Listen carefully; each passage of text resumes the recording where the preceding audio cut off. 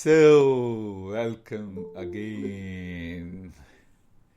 It is. I think it is that today's topic will interest everyone.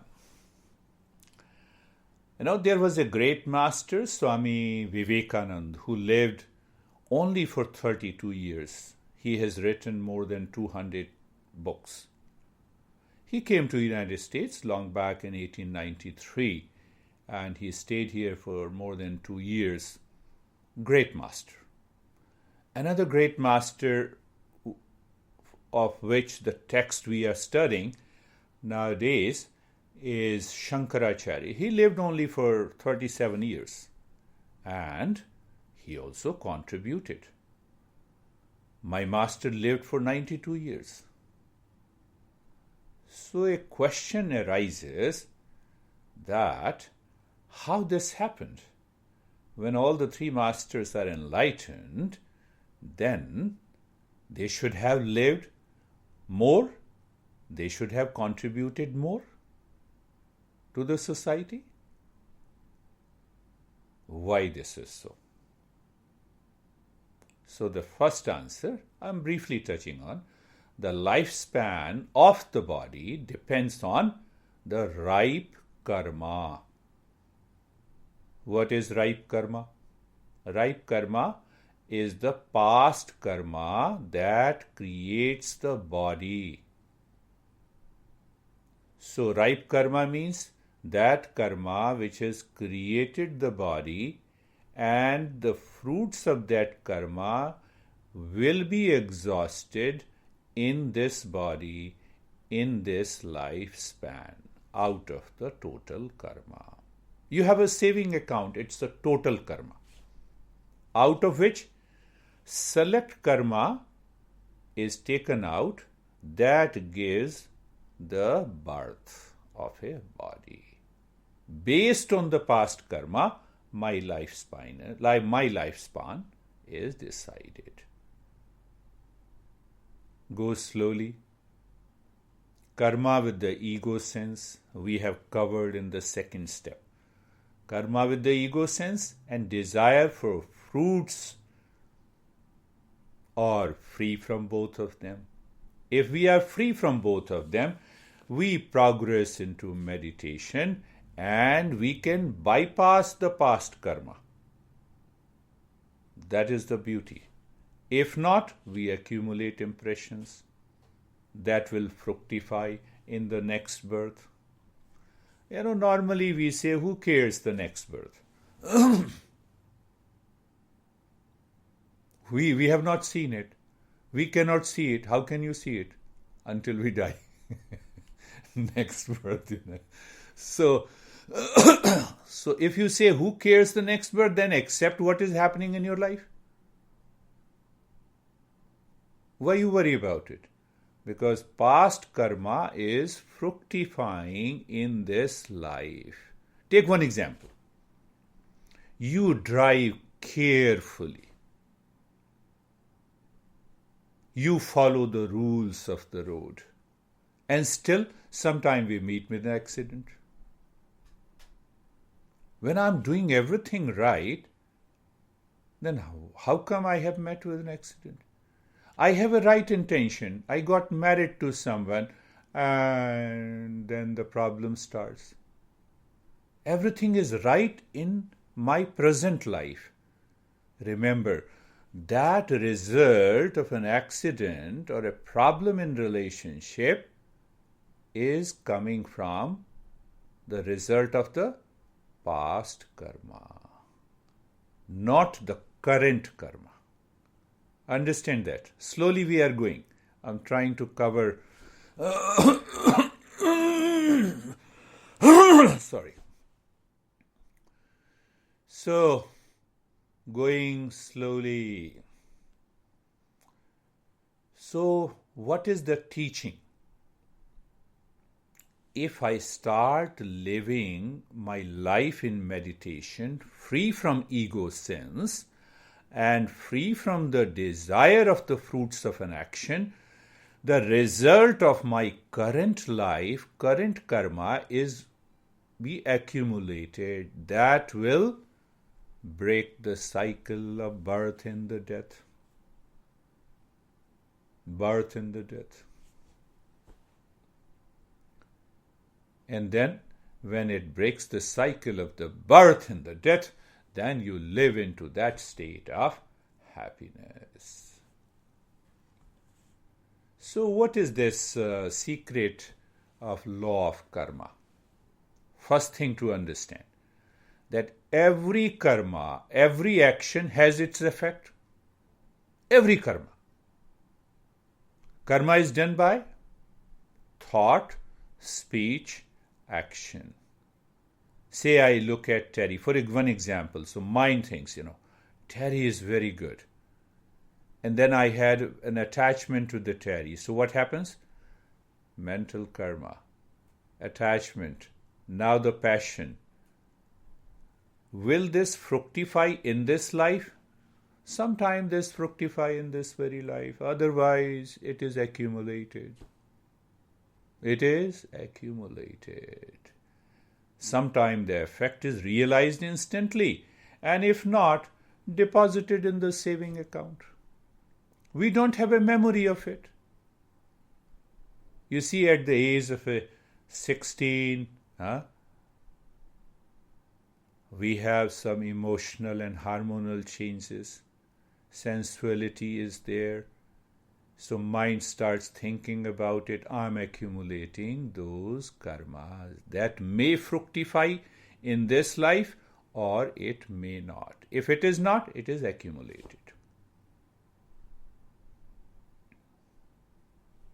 Karma is one based on past, present, and the future are classified into three groups. One is the total karma, total account. Out of the total account, the ripe karma, it is known as prarabdha, that gives the birth of this body in which we are living now. When the karma of the past karma is exhausted by this body, the body will drop. Means body will be left. Body will die. So first is the total karma, first group. Second group is the ripe karma that has given me this life. Third is the kriyaman karma, the current karma that I am doing, how I am doing it. If I am doing all the karma as if I'm playing my role in the world, I am not depositing any past impressions.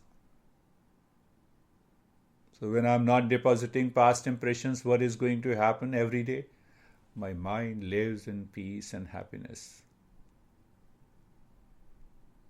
The resources become more of peace and happiness, love and wisdom. Stephen was asking of dispassion. So now resources are more. It can bypass my previous past karma. And if the past karma is yielding pain and the suffering, it will be minimized. In Yoga Sutra, we say samadhi, meditation, helps us to minimize the impact of the suffering of the past karma. How do I say it is the result of the past karma? I don't have a memory. Do you know what happened and how you were thinking at the age of 10 on the same day today? You don't know it. But I have done the action. So that memory is deposited. That will fructify either in this life or the other life.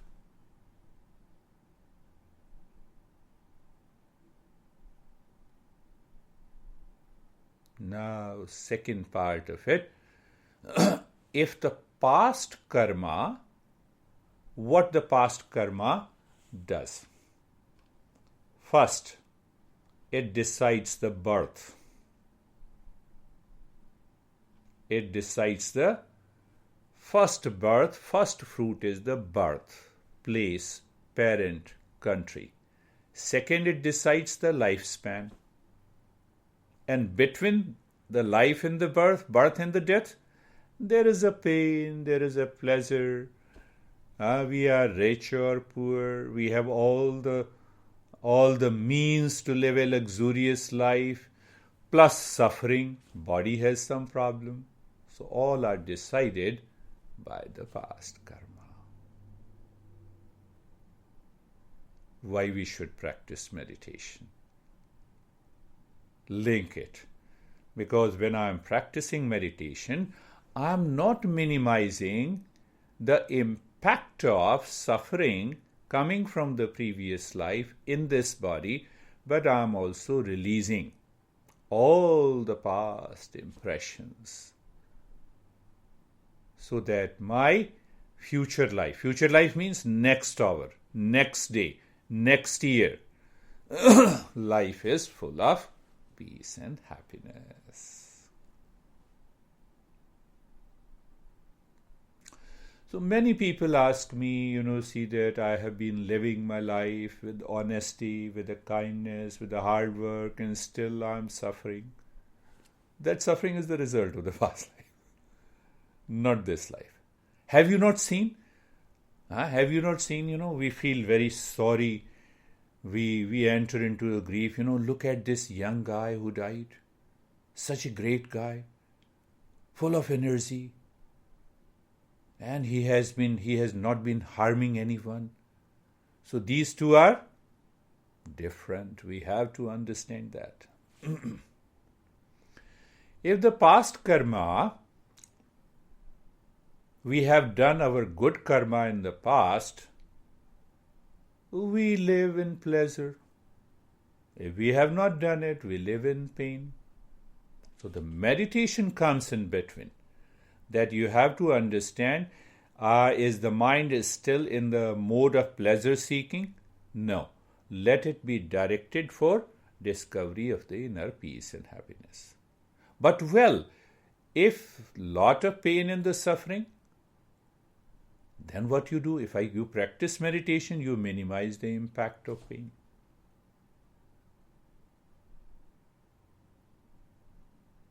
I remember Samir knows there is a guy, Anil.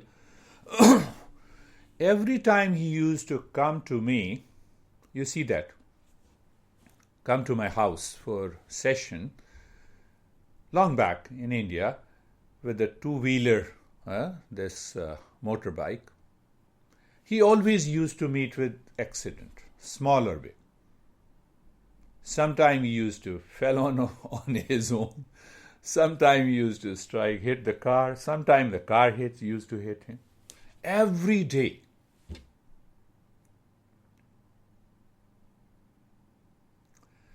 So when he started practicing, what happens? I raise my level of awareness.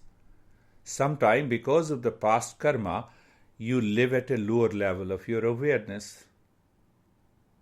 So it's not a big deal. I only guided him how to raise your awareness. First self-awareness, then live with a higher level of awareness. It's nothing mystical. So live at a higher level of awareness while driving. What you do, where your eyes are, how you drive. That's also a part of meditation. So after 3 months, all accidents stopped. Thank God he is still there. His son is in Canada. You see that law of karma, that is what the law of karma is. So first, I am living in present. How I am performing my karma. That is first, you can say that is the first type of the karma. What is the quality of that karma? What is the intent of that karma? It is directed by the ego sense, you are going to suffer. The mind is outside, it is desiring the fruits of an action, you are going to suffer. Why? for any karma that we are expecting the result in the world, always twofold. The result of the karma is always twofold. Either you will succeed or you will fail. There will be a victory or a defeat. There will be a profit or the loss. There will be a pain and the pleasure. Honey, I love you. Don't love me too much. Now you are hurt. You see the thought. Don't love me too much. I know. I know you very well. Now, because you have been expecting a result, so you are hurt. So you have deposited that karma. That will impact your future. How it will impact your future? Take up this. So no. Then I will never say that I love you. Now see, you have started reacting. Now I'm telling you a very simple thing. And it happens in every activity in our life. Don't you see that? Huh? I know you still have those thoughts with the regrets that why I said such a good word to that guy who reacted to me. I can understand. You still have those memories in your life. So you just play your role. So that is current karma. Huh? Are you getting it? That is the current karma. I live. We picked up in the second step that I have to perform all the karma with the focus on the activity, the focus purely focused on what I am doing, not seeking the fruits of an action and not building an ego.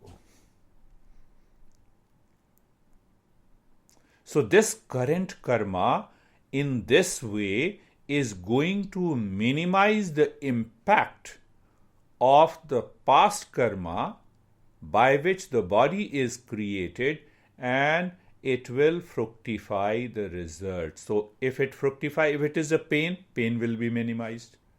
If the mind is seeking the pleasure, you will hold the mind. Come on, hold it. Find the peace within. So what you are doing? You are burning all the past karma also. That is what our master says. That once you burn and exhaust all the karmas inside, what is the result? Awakening. What is the result? Realization. That is the goal of meditation. That is the goal of meditation. So that is why Patanjali directly says, where it says that you can minimize the impact of karma in this life and in the next life. In the next life. Even you are listening for clarity. You are listening to drive your mind to inspire, that inspires you to live a life of meditation. So you are adding in your saving account. That is why Master says you have to listen these principles, understand this principle so that you can apply discernment. Means what? You should not live your life and prompt your action towards what you like and what is pleasant to you, but choose what is right and good at every moment in your life.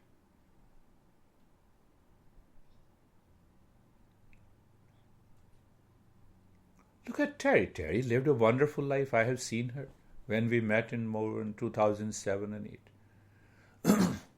She was working as a, if I remember, as a designer, graphic designer, and doing all kinds of things. She has a big office, and I went there to her office. She invited me. So it is not the result. Current state of her body is not the result of her karma in this life. It has come from the past. So when it has come from the past, I have to continue to work in my life to exhaust all the karma. If my resources of meditation is more, it can take care of the current problem. So that is why I don't say that I treat any illness. I look deeply, I observe, and I understand from where the problem has come. Don't be so serious.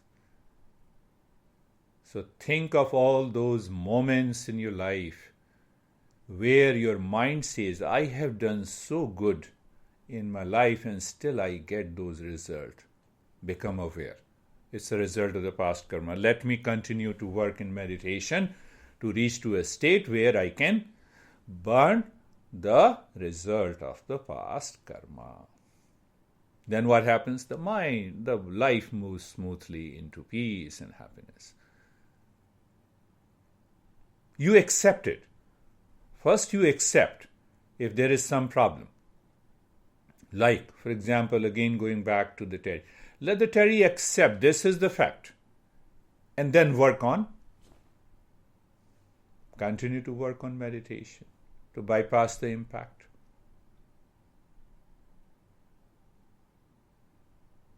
Lara is serious. So I'm just briefly touching, it takes, lot of many sessions that we will do it one after the other. So let us start our journey of meditation to bypass what is known as prarabdha. The eyes are closed. Stephen asked me a beautiful question that what exactly is dispassion? So, my master says close your eye, used to say close your eyes, body is steady, mind is looking inside the heart or the head in the space, and you are aware of the calmness, the spark of the calmness is there that you did not create. There, every day in the beginning of a day, you should contemplate and think. You shall promise to yourself that I will follow the path of the Shreyas, what is right and good to me. If you follow what is right and good to us, we will be right and good to everyone outside. We need not worry about the world. Now you also think what is right and good. What is right and good, that is eternal, that bypasses the past, present, and the future. What is right and good, that is all-pervading. That is pure consciousness. That is my real nature. You simply start thinking even for about a week and you will see what happens. And second thought should be self-fulfillment instead of desire fulfillment. It does not mean that we stop working in the world. I should be working. I should be earning money. I should be eating. But for the sake of self-fulfillment, not for the sake of desire fulfillment. You just start thinking in that way. Entire orientation of the mind will change and will take you deeper. Being comfortable. So being comfortable, looking at the neck joint. You see, are you craving something? No. Do you have an obsession? No. You see that? Every step in the meditation makes your mind understand that you can just pay attention where it is. Forget about the result and the ego sense. So looking at the shoulder joints, being there, feel sensation, being comfortable and steadiness. Hip joint, feel sensation, being comfortable and steadiness.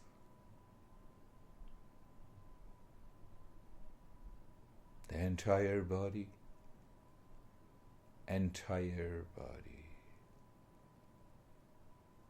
From the top of the head to the toes. Being comfortable, sensation in steadiness. You should never think, oh, then the past karma is also known as destiny. So whatever is in the destiny, why should I work? You already got an answer. You should be very clear. If there is a wealth in my life, it will come on its own. No, without proper environment. Means without you working hard, focus on the object and the work, nothing will happen. Destiny fructifies by karma alone. Now being carefree. Majority of these thoughts in our life, and some of the thoughts are hidden behind. They trigger the mind constantly because they want to fructify from the past. That is why we say being carefree. Now apply this same principle. Thoughts are coming and going. Let it come and go. Let it come and go. Who cares? Like the birds flying, nothing happens to the sky. So there is a mental space, mental sky. Nothing happens there. Thoughts are coming and going. Can I live into that awareness? When I live into that awareness, I'm not attached to the thoughts.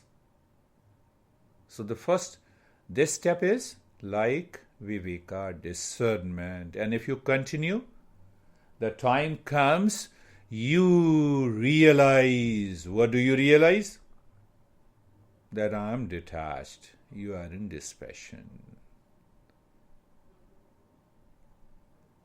Then being casual.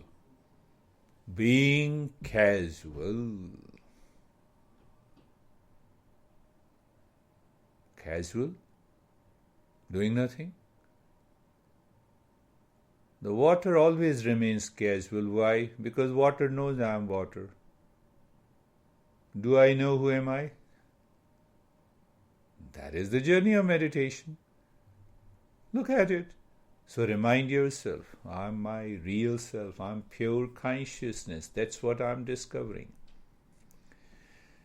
But mind comes as a stumbling block, so we need to purify the mind, looking deep inside the belly, in the space. Start breathing from the belly.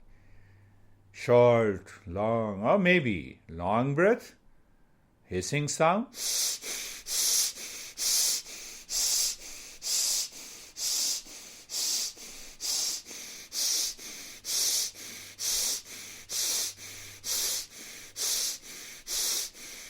Continue keeping your focus inside the belly button, long in the hissing breath today.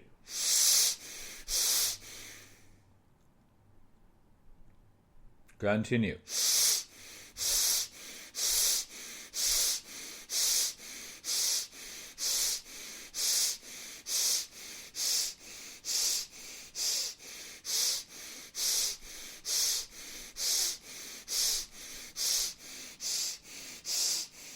Continue.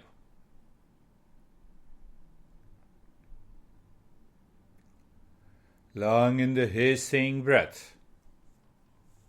Long in the hissing breath.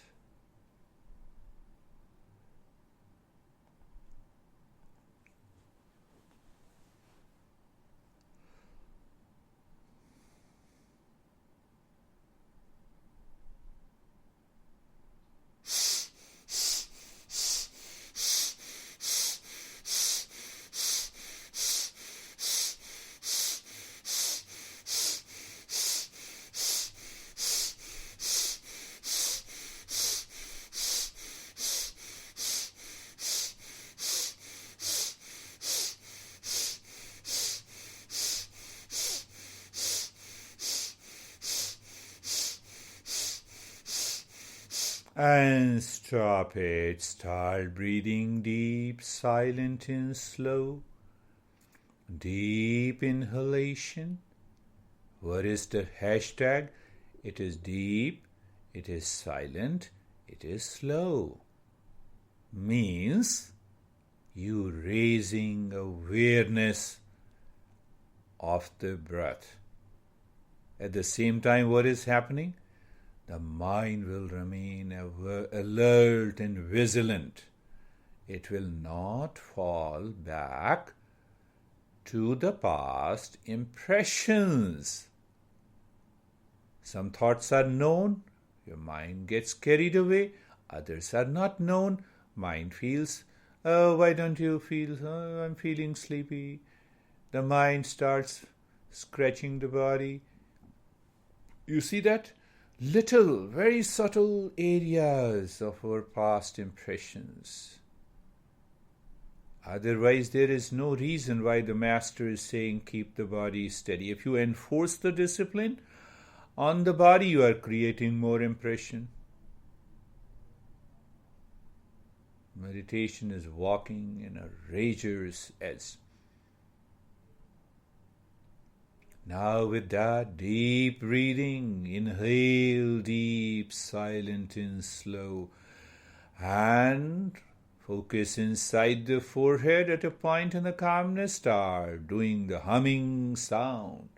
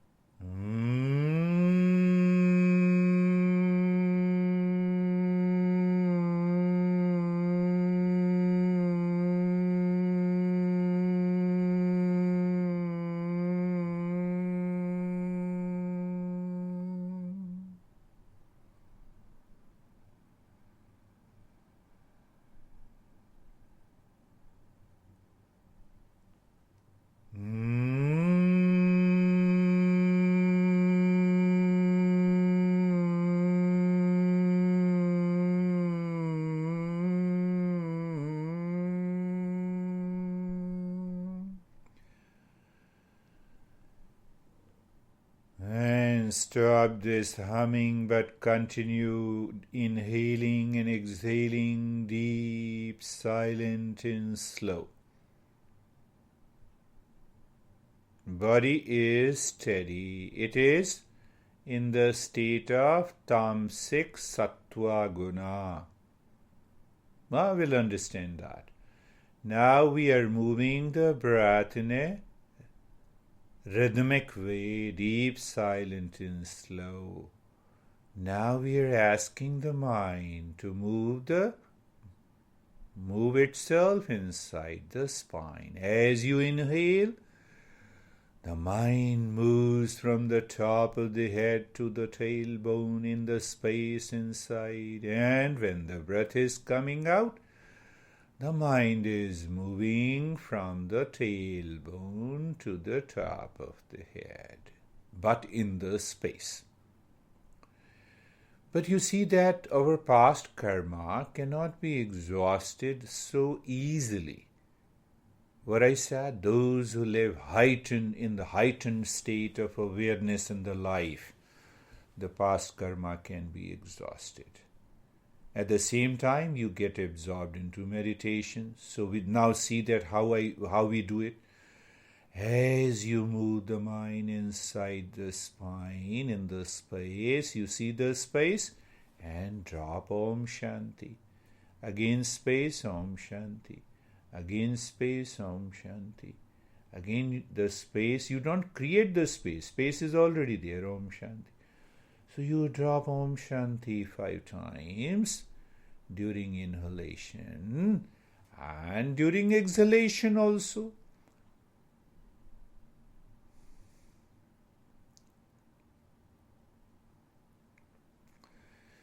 So because the mind is in the habit of projection, what is that projection, my friends?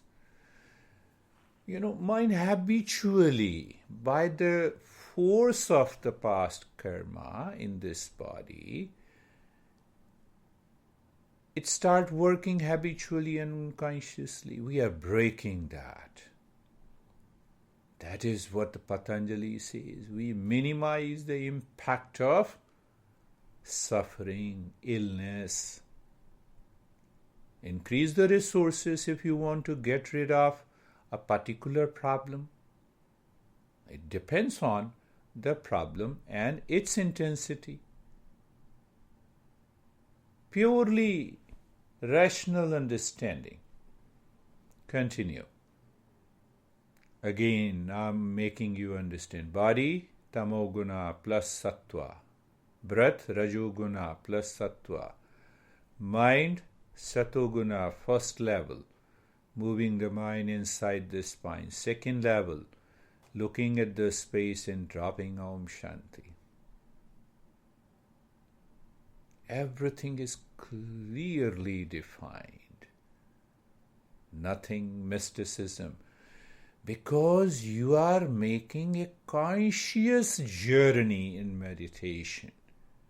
Is there any chance to fall into hallucination or imagination? No.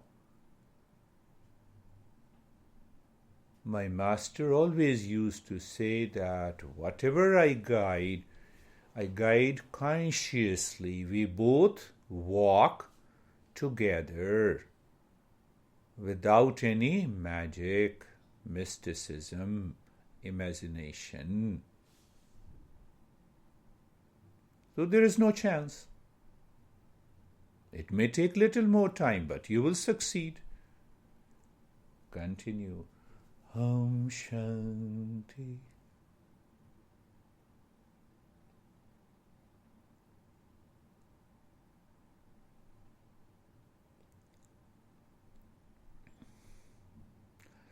And now leave that Om Shanti.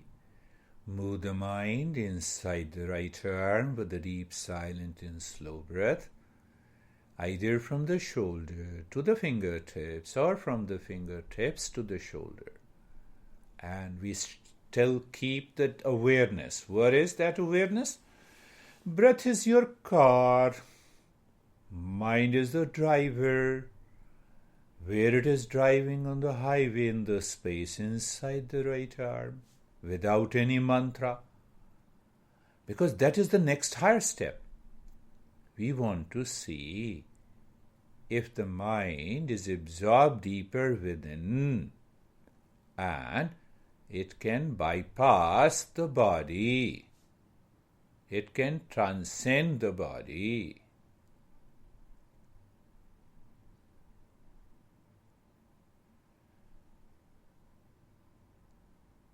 The body is totally steady. We have left the body. We are breathing deep, silent and slow. Moving the mind inside. Now move the mind inside the left arm. Remember, you are walking, the mind is driving the breath on the highway, and you find no one is there on the highway. What it means? Simple meaning. The mind loses the objectivity. If it loses the objectivity, it is beyond karma. I'm just giving you a glimpse of it. That how we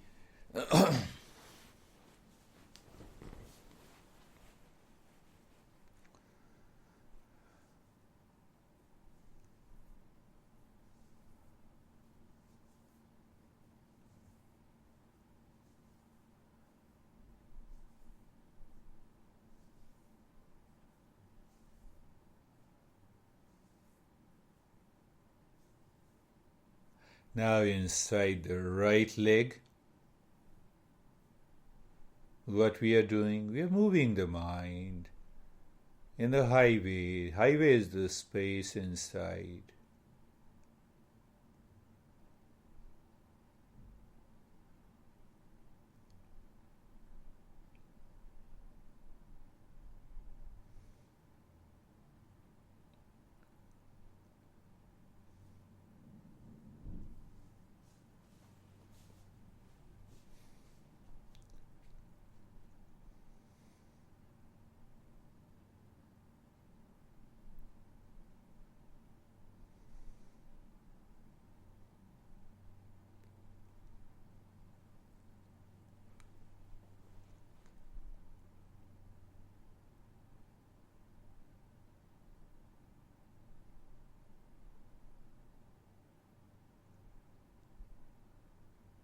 Inside the left leg,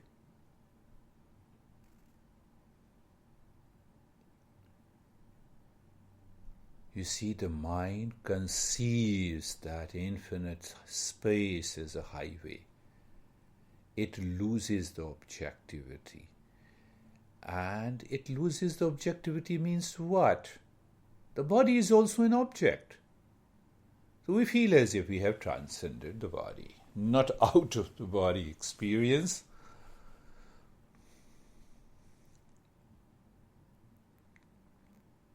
And yes, the mind realizes the power of dispassion by this step.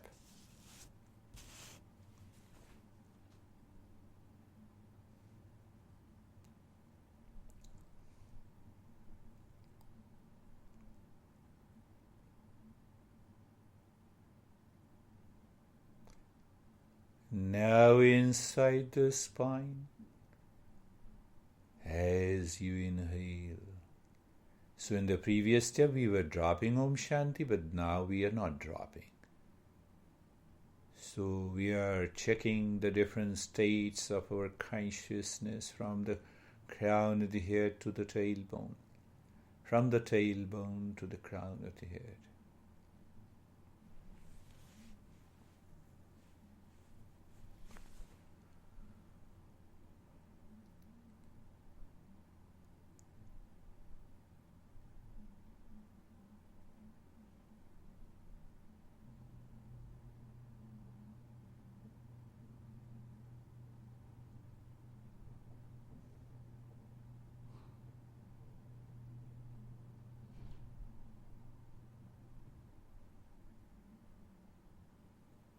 What prompts the mind to have a thought? Now you can understand. It's a memory. But sometimes we don't understand. It's not a memory, but why it is happening. Past impressions. So that is the pressure. You are increasing the resources. Understand in a very simple. When you have a clarity, the practice deepens. Not only it will reshape your personal, your professional, your social, your family life.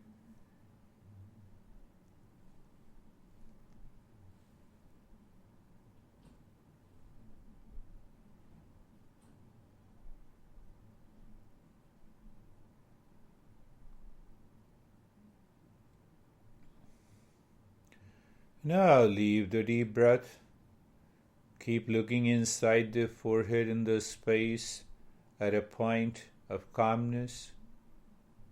And when any thought comes, just superimpose Om Shanti. I have told you that any thought, feeling, experience emerges, you simply drop Om Shanti. Now you see what exactly you're doing with reference to the discussion that we had in the beginning. The mind prompts you to go back to the past, to the memory lane, and what you're doing? You say, no, Om Shanti. I explained to you, you have to drop the Om Shanti in a playful manner, without an ego sense. It's not a control. What is that? I told you that I come to your house and you say, why you have come? And I say, Om Shanti. Where are you going, Om Shanti? Which car you own, Om Shanti? What you are going to teach, Om Shanti? For every question you ask me, I have only one answer, Om Shanti. So you have only one answer, Om Shanti. Then what happens? The mind that is conditioned, prompts you, is gone. Another higher level of dispassion.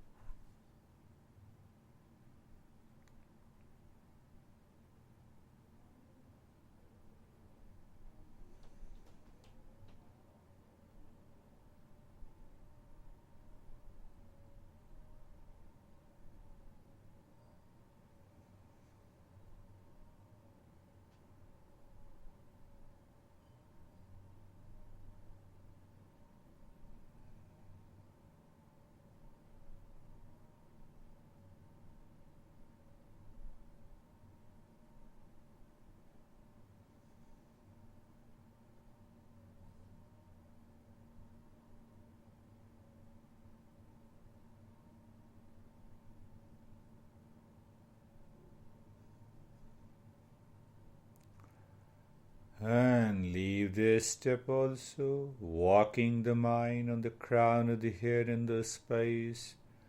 Gently say Om, let Om merge into the space. Walk inside the forehead, Om. Casually, depending on your state of the mind. Then in the heart, Om. You will find Om merges into the space. And it gives you an experience that you are in the all-pervading infinite space. And then belly button. Just continue to walk the mind from the crown of the head to the belly button, from the belly button to the crown of the head. In the modern world, it is extremely important that we should not take the mind down the belly button. Why? That not many teachers understand.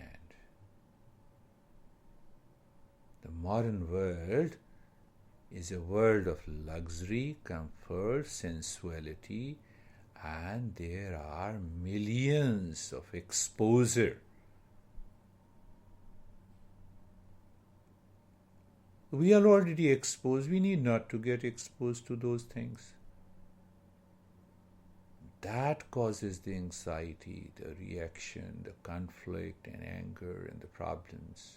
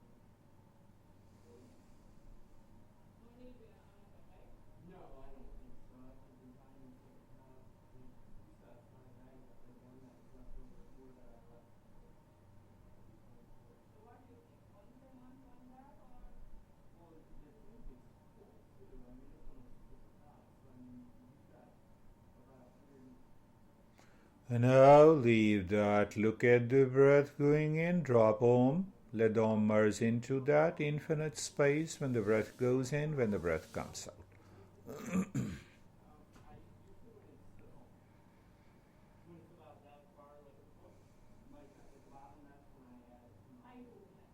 No change in the rate and the rhythm of the breath.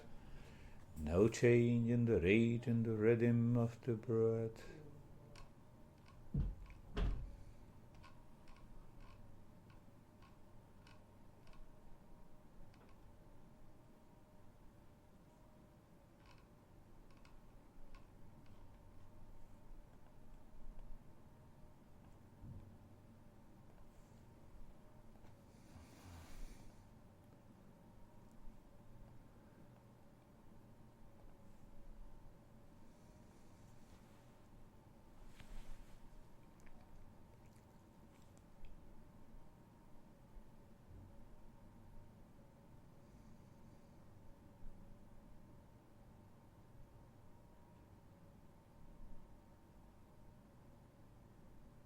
When you do the practice regularly with your audio file for about 5 or 6 days before, or 3 days before we meet for the next session, it helps us to go deeper. Or even you listen and find out those small steps.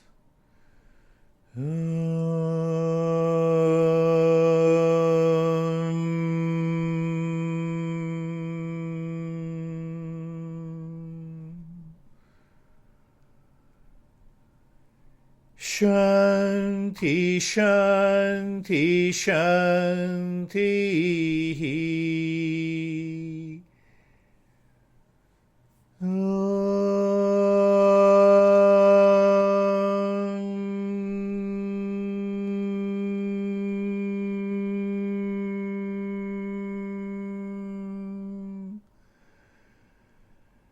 Shanti, Shanti, Shanti.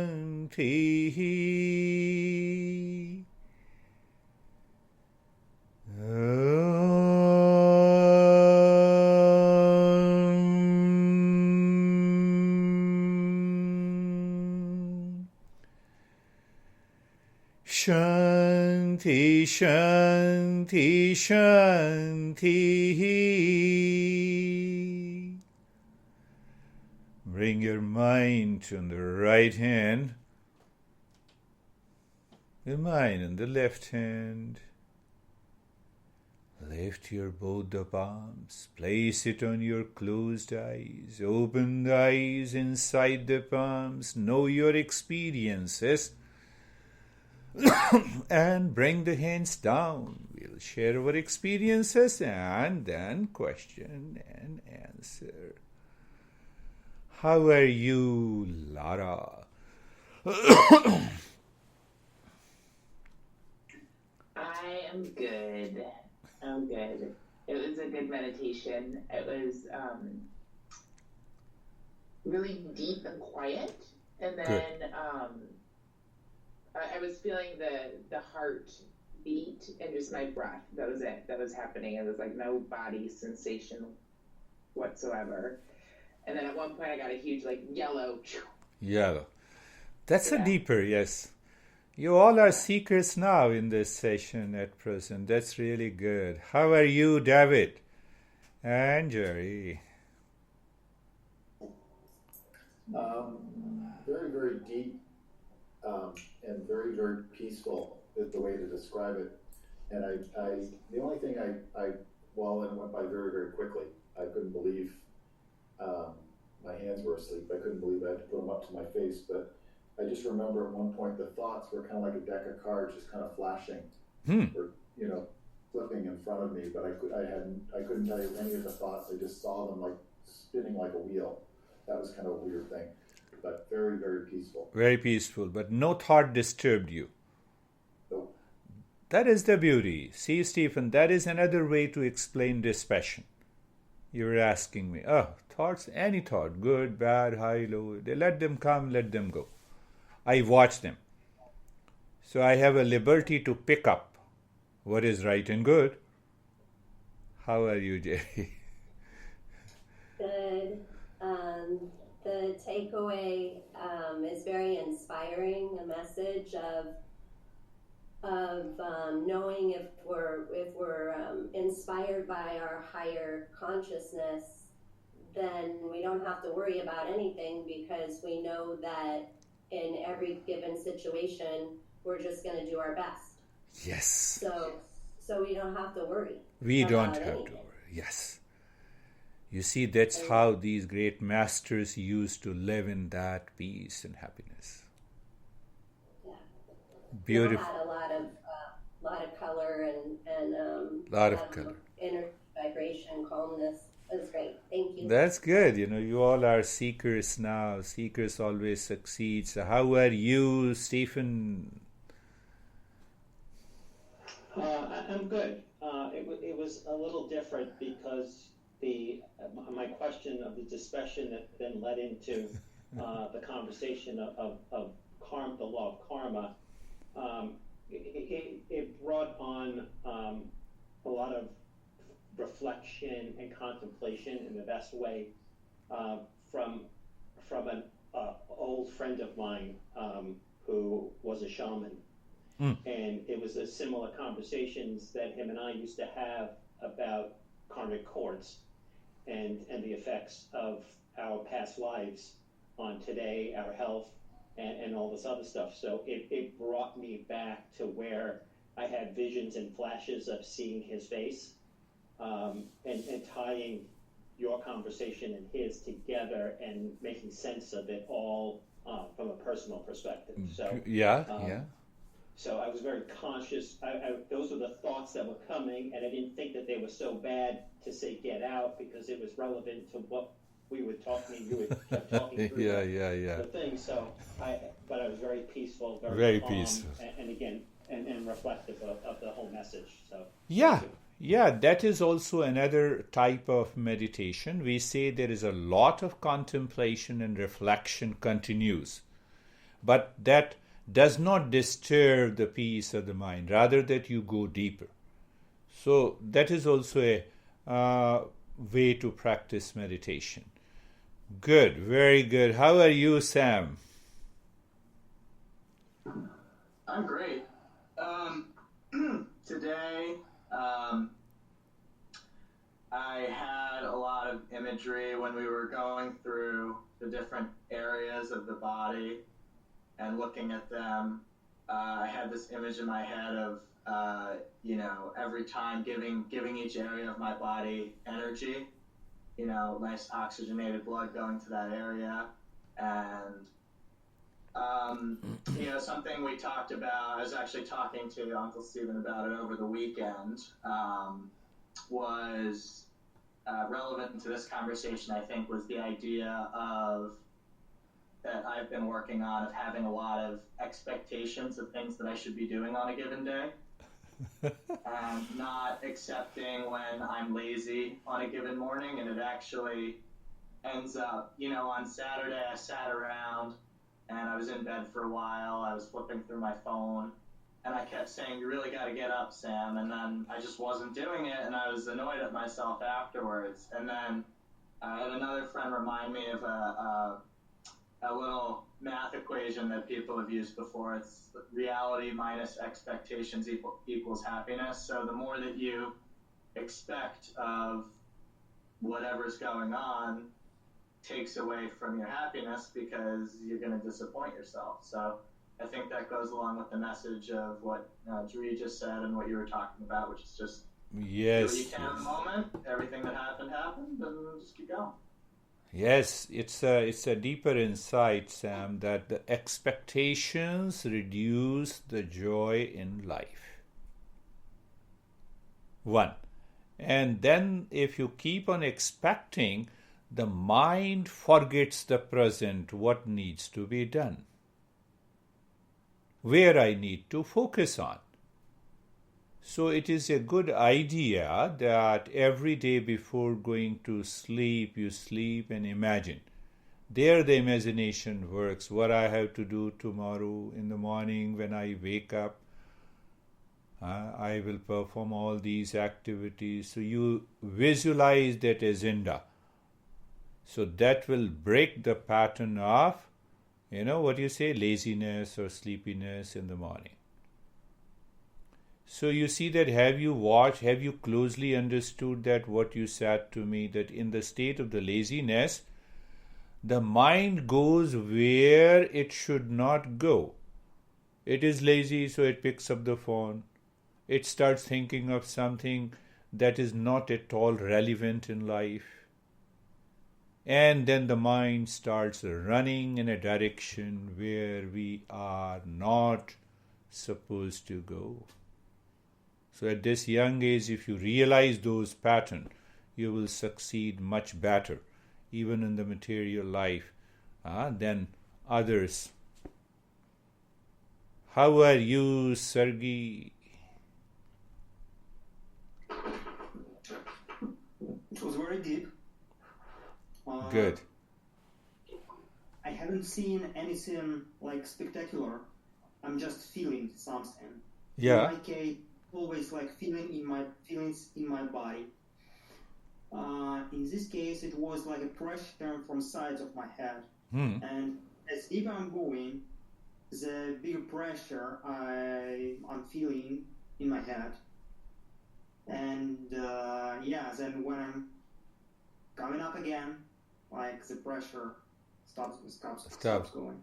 And calm down. You see, the most spectacular thing in the life is, if I have pronounced that word correctly and you have understood, that I am in calm, in peace and happiness without any object or any person in the world outside. Normally we are expecting peace and happiness with power, pleasure and possession and the people. Nothing is there and still I am peaceful. Is it not remarkable in our life? That is what the meditation teaches. You are there. How are you, Terry? We have 2 people left, and then we'll have questions and answers.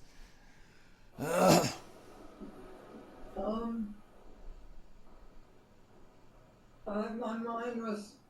I felt like I was working on things that we've talked about in the past few lessons. Yes. And I felt like I wasn't. Then I wasn't casual. Okay. I couldn't help it because I was annoyed that I couldn't hold still.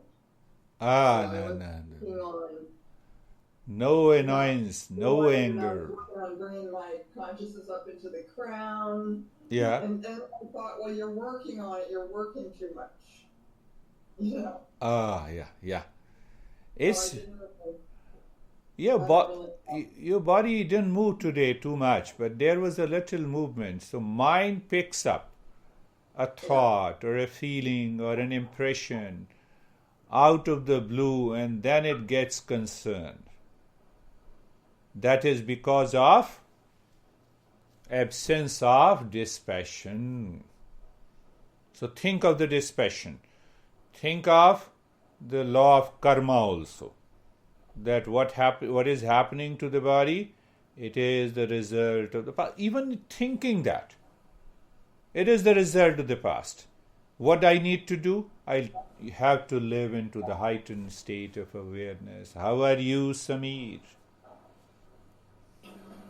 Sir, when you started the topic today of Karma. it was so interesting. Yeah. From the beginning of the session, I went deep inside. And after that, it kept on, I just couldn't come out of it. And it was a 1 hour meditation for me, not half an hour. It was very interesting for me. Very when interesting. you about karma and everything. And it continued till the end. Continue till the end. Wonderful session. I just enjoyed Beautiful. what you said today and what you said about karma and everything. It was Beautiful. really Beautiful.